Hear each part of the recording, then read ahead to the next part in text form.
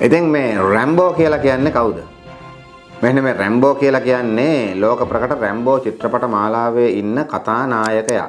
එයාගේ නම ජෝන් රැම්බෝ. එතකොට සුප්‍රසිද්ධ හොලිවුඩ් නළුවෙක් වෙච්ච සිල්වෙස්ටර් ස්ටැලෝන් තමයි මෙන්න මේ රැම්බෝගේ චරිතය රඟපාන්නේ. ඉතින් මෙන්න මේ මම මේ 5 6 පන්ති වල ඉගෙනුම ලබන කාලේ මුලින්ම මෙන්න මේ කඩවල් වල විකුණන්න තිබ්බ ස්ටිකර් වලින් තමයි මම මුලින්ම රැම්බෝව අඳුරගත්තේ. ඉතින් ඒ කාලේ මේ රැම්බෝ අපේ අතර හරි ජනප්‍රියයි. අපි යාගේ ස්ටිකර් පින්තූර අරගෙන අපේ පොත්වල පැන්සල් පෙට්ටි වල මේ හැමතැනම අලවගෙන හිටපු කාලයක් තිබුණා. ඉතින් ඊට ටික කාලයකට පස්සේ මුලින්ම ඔය ඉස්කෝලේ 10 11 පන්ති වල ඉන්න කාලේ තමයි මම පළවෙනි වතාවට රැම්බෝ චිත්‍රපටයක් බැලුවේ. හැබැයි ඒ කාලෙත් මට මේ චිත්‍රපටවල තිබුණු දේශපාලනය ගැන කිසිම අවබෝධයක් තිබුණේ නැහැ. ඉතින් ඒ ගැන කතා කරන්න ඉස්සෙල්ලා මම මෙන්න මේ රැම්බෝ ගැන මූලික හැඳින්වීමක් කරලා ඉන්නම්. මොකද මේ රැම්බෝ කියලා කියන්නේ ලෝකේ පුරාම ජනප්‍රිය වුණු බොක්ස් ඔෆිස් වාර්තා තිබුණු චිත්‍රපට මාලාවක්. ඉතින් මෙන්න මේ රැම්බෝ චිත්‍රපට පහක් තියෙනවා.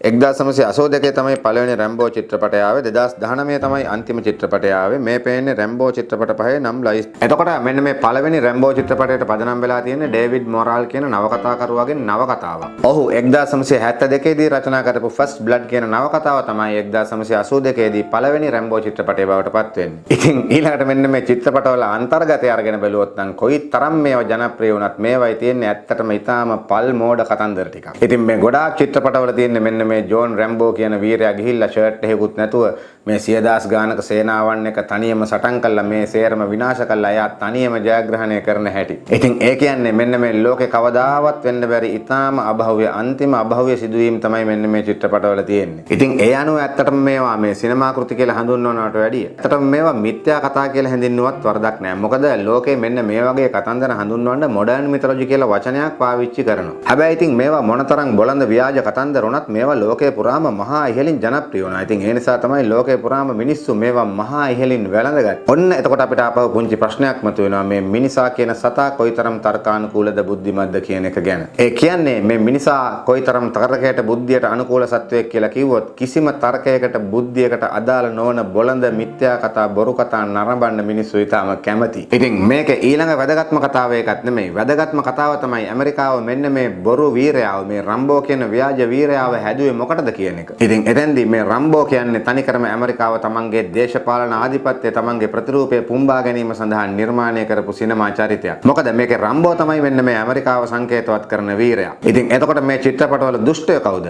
දුෂ්ටයෝ තමයි මෙතෙන්දී මේ ඇමරිකාවට දේශපාලන වශයෙන් විරුද්ධ චීනය, රුසියාව, වියට්නාමය, බුරුමය වගේ රටවල්. එතකොට මේ රටවල් වල ඉන්න මිනිස්සු පාලකයෝ විතරක් නෙමෙයි ඒ රටවල සියලු දෙනා ඊටාම තිරසන් මිලේජ්ජෝ විදිහට තමයි මේ චිත්‍රපටවල අපිට පෙන්නන්නේ. ඔය රැම්බෝ පළවෙනි චිත්‍රපට දෙකම හදලා තියෙන්නේ වියට්නාමයට ගහන්න. එතකොට තුන්වෙනි චිත්‍රපටයේ සෝවියට් දේශය සහ ඇෆ්ගනිස්තානය ටාගට් කරනවා. ඊළඟට හතරවෙනි චිත්‍රපටයේ තියෙන්නේ බුරුමය සම්බන්ධ කතාවක්. ඉතින් මේකේ තේරුම තමයි මෙවැනි චිත්‍රපට හරහා ඇමරිකාව Tamanට දේශපාලන වශයෙන් එරෙහි රටවල් දුෂ්ටයන් බවට පත් කළා. ඊට විරුද්ධව බොරු වීරයන් නිර්මාණය කළා. තමන්ගේ දේශපාලන ප්‍රතිරූපය ඉහළ නංවා ගැනීම වෙනුවෙන් අන්න ඒ කිව්ව වීරයන්ව ජනප්‍රිය සංස්කෘතියේ සංකේත බවට පත් කරනවා කියන එක. ඉතින් එහෙම කළාට පස්සේ මේවා බලන මිනිස්සුන්ගේ හිත ඇතුලේ දන්නේම නැතුව මේ ඇමරිකාව ගැන සුබවාදී ආකල්පයක්, සුබවාදී පින්තූරයක් සහ ඇමරිකාවට විරුද්ධ රුසියාව, චීනය වගේ රටවල් ගැන අසුබවාදී ආකල්පයක් ඉබේම මේව බලන අයගේ හිතවල ඇති වෙනවා. ඉතින් මෙන්න මේක බොහොම සූක්ෂමව කරන මානසික යුද්ධයක්. මොකද මේ වගේ දේවල් වලට මේ මිනිසුන්ගේ තර්ක බුද්ධිය කියන එක කිසිසේත්ම අදාළ වෙන්නේ නැහැ. ඒ නිසා මේ රම්බෝ වගේ පල් මෝඩ කතා වලින් පවා මිනිසුන්ගේ ආකල්ප වෙනස් කරන්න පුළුවන් විදිහ මොකක්ද කියන එක ඇමරිකාව හොඳට දන්නවා. ඉතින් අන්න ඒ නිසාම තමයි ඔවුන් මේ රම්බෝ වගේ චරිත ගෝලීය වශයෙන් ජනප්‍රිය සංස්කෘතියේ සංකේත බවට පත් කරන්නේ. හැබැයි අපේ රටවල් දිහා බැලුවොත් අපට පේන්නේ මේකේ සම්පූර්ණ අනිත් පැත්ත. ඒ කියන්නේ ඇමරිකාව මේ කිසිම තර්කයක් පදනමක් නැති බොල් වීරයෝ බොරු වීරයෝ හදලා ඒ ඔස්සේ තමන්ගේ දේශපාලන ප්‍රතිරූපය පුම්බා ගන්නවා. හැබැයි ලංකාවේ අපි නිතරම අපේ ඇත්ත වීරයන්ටත් පහර දෙනවා. ඇත්ත වීරයන්ටත් සමච්චල් කරනවා. එහෙම නැත්නම් මේ ඇත්ත වීරයන්ගේ වීරත්වය තර්කයෙන් බුද්ධියෙන් මනින්න නිතරම උත්සාහ කරනවා. ඉතින් මෙන්න මේ ඇත්ත වීරයන්ට මඩ ගහන ක්‍රියාවලිය අපේ රටේ ඊටාම බාල ප්‍රාථමික ආකාරයෙන් වගේම ඊටාම විදග්ධ සම්භාව්‍ය ආකාරයෙන්ුත් සිද්ධ වෙනවා. දැන් අපි දන්නවා මේ අපේ සමාජ මාධ්‍යවල අපේ ආරක්ෂක හමුදා සමච්චලයට ලක් කරන ට්‍රෙන්ඩ්ස් කාලෙන් කාලෙට මතුවෙනවා. ඔය මම වතාවක් දැක්කා අපේ හසලක ගාමිණී කියන රණවිරුවාව කේන්ද්‍ර කරගෙන ඊටාම පහත් ආකාරයේ ප්‍රහාරයක් සමාජ මාධ්‍යවල දියත් වෙලා තිබෙනවා. එතෙන්දී මෙන්න මේ වීරත්වය ඕවර්ලෝඩ් වෙලා නිකන් ඉන්න බැරුව බෝම්බ ලොරියකට පැන්න පල් මෝඩයෙක් විදිහට තමයි සමහරු හසලක ගාමිණීව හඳුන්වලා තිබුණේ. ඒ අදහස අනුමත කරන අය, ඒකට hina වෙන අය, සමච්චල කරන අය විශාල පිරිසක් එහෙම හිටියා. ඉතින් අපි සරලව අහන්නේ මේ වගේ පිරිස් වෙතින් එහෙම සමච්චලයට ලක් වෙන්න හසලක ගාමිණී ඔවුන්ට හෝ මේ රටට කරපු වැරද්ද මොකක්ද?